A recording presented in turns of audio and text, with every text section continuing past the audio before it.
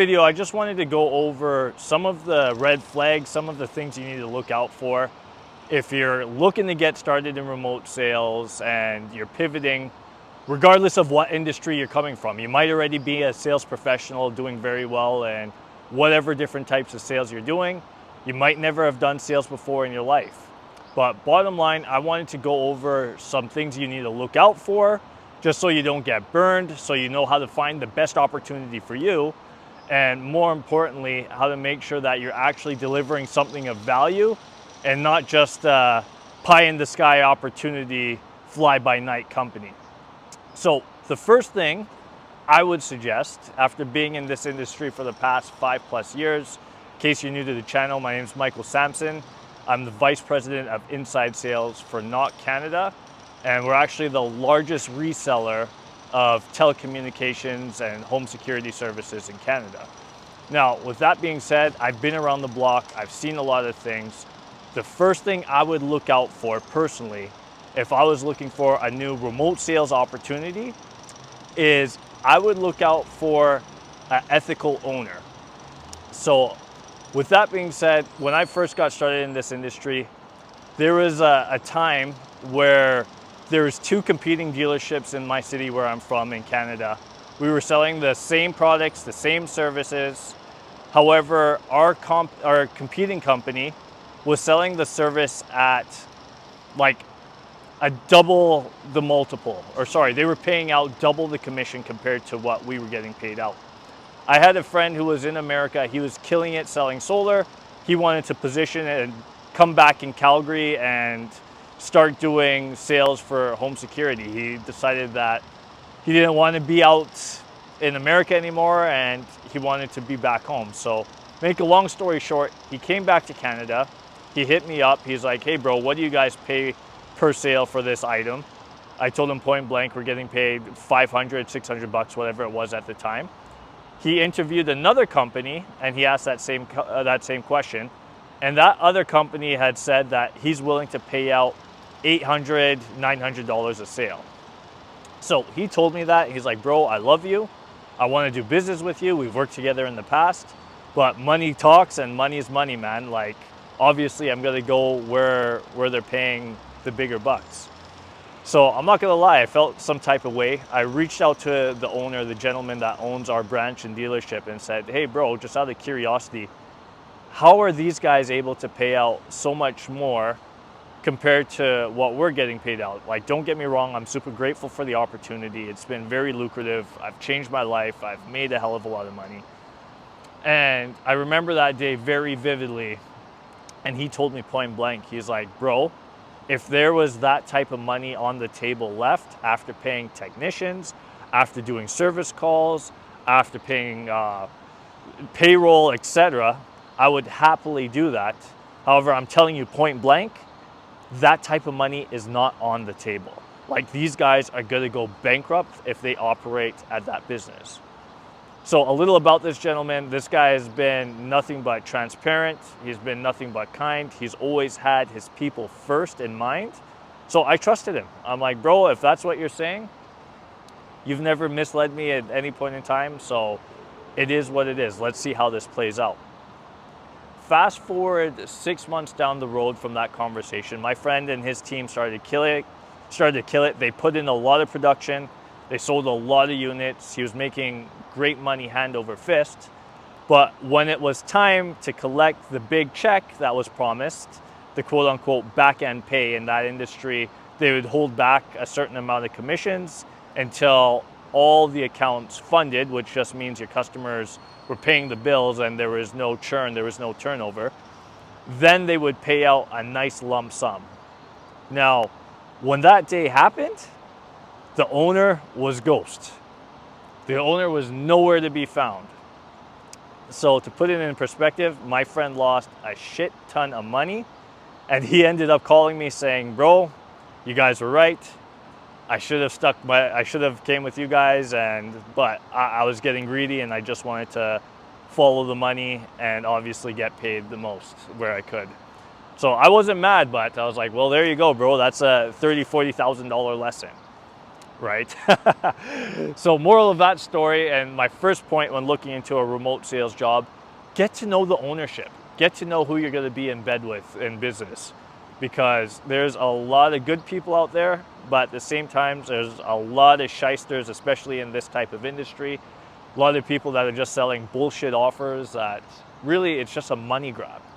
So take a few minutes, get to know that owner, maybe talk to some of their sales reps and see how he is as a person and see if you guys jive, because at the end of the day, different strokes for different folks. Not everyone's going to connect. And I can't stress the importance of having a very healthy business relationship with the man who's going to be cutting the checks, the man that's going to be running the operations. That's going to be like your right-hand person. So that's the first thing. Secondly, if that checks out, what I'm going to do is I'm not looking for an hourly plus commission opportunity. And here's the reason why. If you're working an hourly remote sales job, chances are, I'm just going to be very blunt and transparent, chances are you're getting fucked. Because there should be more money on the bone. There should be more meat on the bone. If it's just something hourly, you're not going to be motivated to get it. You're not going to be motivated to really change your life. And unless it's like a crazy hourly, like $500 an hour or something like that, it's probably not going to be worth your time and not be a really life-changing opportunity. Now, little contradiction with that. If it's maybe your first time doing anything in remote sales or sales in general, and you do land an hourly opportunity, it might be worth your time dabbling into it just to get the skill set going, just to get your feet wet, just to basically figure out the process. But I'm telling you point blank, that's not where you want to stay, because you're always going to be limited. What do I mean by limited? There's only X amount of hours you could work in a day. So if you really want to make 10K a month, 5K a month, whatever your financial goals might be, you're only going to be able to do so much. On the flip side of that, I would look for something that's paid on performance. Okay, paid for performance. And I remember transitioning into a role where I was not on the clock anymore and I was getting paid based on performance. I'm not gonna lie, I was scared, I was nervous, I was doubtful, but at the same time I was a little bit hopeful that I could figure out the skill sets, I could figure out what I need to do to consistently earn a good income doing that. Once you develop the skill sets, once you know what the hell you're selling, the product knowledge and all of that, working based on results, it's the best thing ever. Because once you've built up that confidence and you know for a fact when you go into work, you're gonna produce on any given day, sky's the limit, because there's no ceiling to your income now. And that's what really enables you to buy the freedom that you want. That's what really enables you to really live that remote lifestyle and work wherever you want to work, as long as you have your laptop, your internet, and cell phone connection. So that's second. Make sure you find a job that's a commission-based job, 100% commission. Usually the standards, depending what you're selling remotely, because when it comes to remote sales, there's a bunch of different niches you could be selling into. Like, to be transparent, I made my first $1 million plus in commission selling telecommunications. Average commission sizes were anywhere from $400 to $600 per sale, right? Selling telecom, internet, TV, home security services. You could be selling solar remotely. You could be selling insurance remotely. You could be selling pests remotely. You could be selling so many different niches that I probably even forgot to mention. Now, with the commission types, if you're selling something like online education, that's what's really popping right now. Courses, coaching, consultants. Anywhere from, I believe, 10 to 20% of the ticket price is usually standard. So for example, if you're selling a program for a company and that program is $2,500, usually standard right now, you'd probably get $250 per sale. And your job is just to close the deal. Your job isn't to do any fulfillment. Your job isn't to do anything other than help that customer make a buying decision, okay? So just to recap here, first thing I would look out for is the owner legit. Second thing I would look out for is it an all commission environment, and can I make good money doing this? And when I say good money, that's a little biased. Good money for me might be something completely different for you, right? So you need to sit down and ask yourself, what's the goal? What's the income goal I'm trying to accomplish? Is it $2,000 a month? Is it $3,000 a month? Is it $4,000 a month? Is it 5,000, 10, 20? Sky's the limit, depending based on if you're in the right vehicle, you have the right amount of lead flow, the owner isn't a crook. The stars do have to align to be fully transparent. So now the third thing I would personally look out for, if I was starting from scratch and I was looking to land a remote job and I'm in the market interviewing companies, interviewing sales leaders, trying to find a place I'm going to call home for the next 1, 2, 3 years or whatever it's going to be. Most importantly, the lead flow. The lead flow. What the hell do I mean by that? If I get started in a job, a remote sales gig, and let's say this is the most lucrative remote sales role that existed. They're going to pay me $20,000 per sale. Let's imagine that. Okay, that sounds great. We could all agree, $20,000 per sale. Holy shit, I just need one per month and I'm making 20 bands a month. That sounds exciting. That sounds absolutely amazing. Here's the catch-22 to that. If I give you that opportunity, but I say, all right, bro, you're only going to get one lead every 6 months, good fucking luck, right? You need lead flow. You need people on your calendar, and you need to be able, the bottom line is, if you're not sitting down in front of somebody via phone call or Zoom, you're not going to be able to earn their business. So before you get started in that opportunity, or at least if it was me, I'm asking the gentleman point blank, yo, how much qualified appointments do you expect I'll get on a daily, weekly, and monthly basis? Because that's going to be a good determining factor on the type of income you're going to be able to make. For example, if you're getting 8 appointments a day, and let's say you're able to close 20 to 30%, and every time you close, you're getting $1,000 commission or $400 commission or whatever, you're going to be able to make some money, right? If they're only going to promise you 2 appointments a day, and regardless of what you're getting paid, usually the industry standard of closing is 20 to 40%. It depends on your niche. It depends on what it is you're selling. But bottom line, I hope you get the point I'm trying to make. In order for you to make money, you have to be talking to people. And if they're not going to be supplying you with the right amount of leads for you to be successful, you might have to find another opportunity, because that's one of the best things about remote sales. A good remote sales opportunity will provide warm, inbound, qualified leads that have already been pre-vetted, that already have no like and trust, or maybe they might not know the company, but they intended to sit down with the closer, and your job is to literally just sit down, have a buying conversation with that individual, and figure out if the product or service you're selling is the right fit for them. Okay, so that's definitely number 3, and I can't stress the importance of that. I've seen many people get involved in remote sales, land an amazing opportunity where the owner of that company is saying, hey, I'm willing to pay out anywhere from $3,000 per sale. But again, like that example I gave earlier, they're only getting one fucking lead every 2 or 3 months. So it's like, yeah, good luck, buddy. If you're going to pay out this crazy commission, but you're not going to have enough lead flow to talk to, you're dead in the water.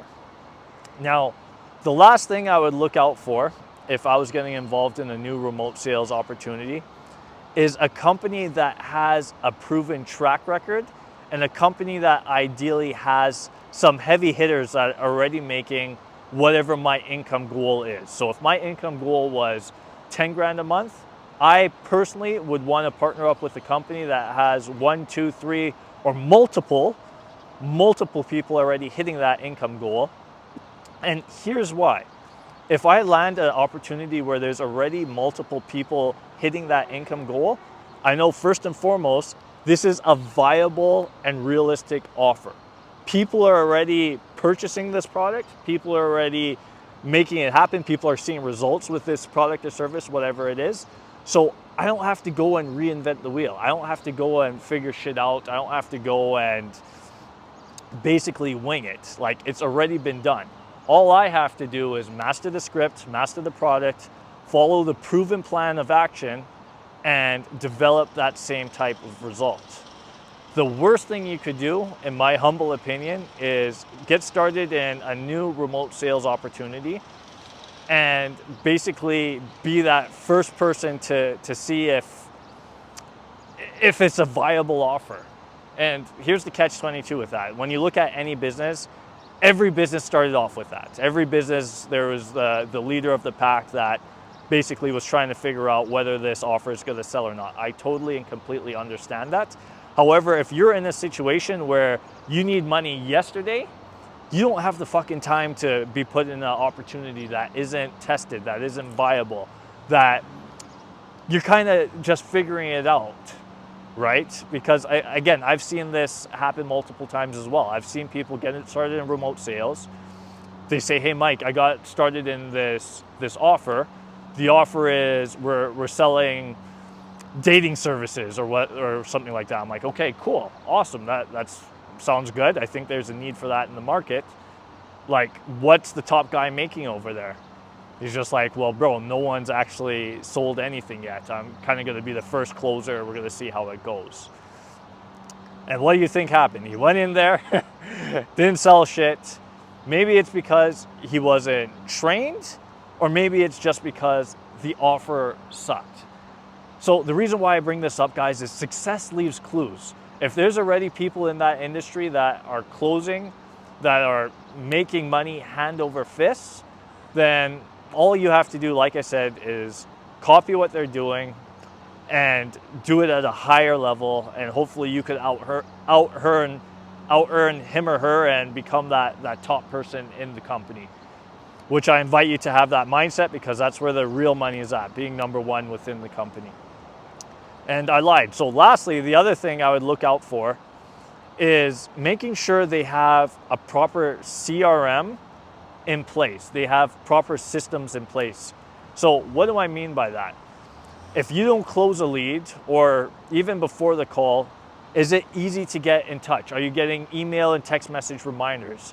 After the call, are they getting links to YouTube videos, to the company's website, just so that you can nourish that lead and continue to develop a relationship after the fact with that prospect, so that you could increase your closing percentages over time. There's a lot of companies in this space, regardless of what niche and regardless of what we're selling, that are stuck in the 1980s, that are literally using Excel spreadsheets to keep in touch with their tracking and to keep in touch with their customers, and don't have the right systems in place.